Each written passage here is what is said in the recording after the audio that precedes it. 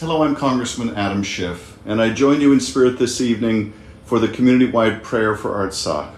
I would like to thank Archbishop Hovnan Derderian for inviting me to participate in this solemn gathering, the Pan-American Council of the Western United States for organizing this evening's service, and I also want to extend my utmost gratitude to the religious leaders of the Western United States for joining together to pray for our brothers and sisters in Artsakh. I want to thank you for the spiritual leadership that you have brought to the Armenian community and to people of different faiths. Almost 3 years have passed since Azerbaijan waged war against the peaceful people of Artsakh, who to this day face the very real threat of ethnic cleansing and genocide at the hands of an autocratic Azerbaijani regime. The Azerbaijani President Aliyev continues to use force, threats, and terror to expel or annihilate the citizens of Artsakh. For more than 8 months now, Azerbaijan has blockaded the Lachin corridor, the only road connecting Artsakh to the outside world.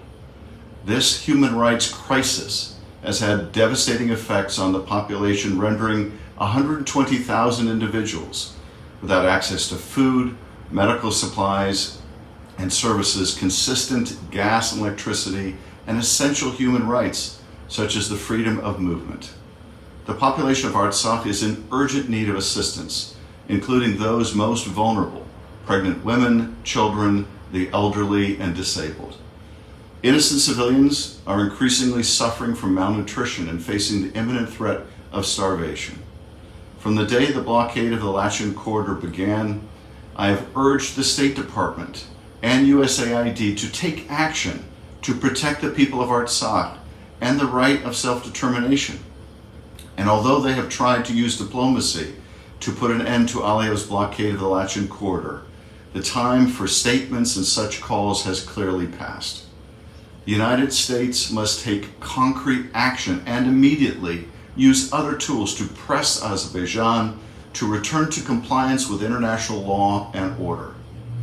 In a letter I sent to President Biden this Monday, I have urged him to convene an emergency session of the UN Security Council on the crisis in Artsakh, while the United States holds the presidency, and direct the US mission to the UN to lead a UN Security Council resolution calling on Azerbaijan to immediately comply with the orders of the International Court of Justice, providing for the deployment of a team of UN experts to Artsakh to gather information and produce an independent report on the human rights and humanitarian situation, and sanction Azerbaijan for its flagrant violations of international law and the Universal Declaration of Human Rights.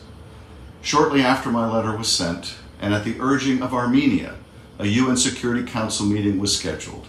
And yesterday I spoke directly with our ambassador to the United Nations, Linda Thomas-Greenfield, to personally convey my sense of urgency and plead for U.S. help.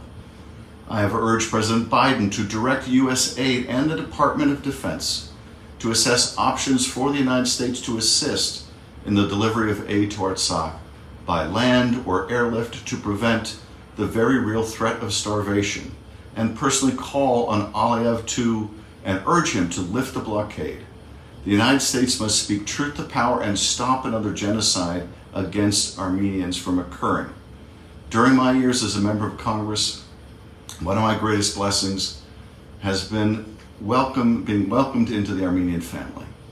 I've had the honor to break bread with you.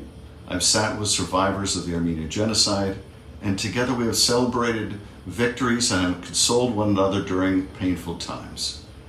I know the terrible suffering in Armenia and Artsakh, and I know how worried the community is about your friends and family because of the ongoing aggression of Azerbaijan.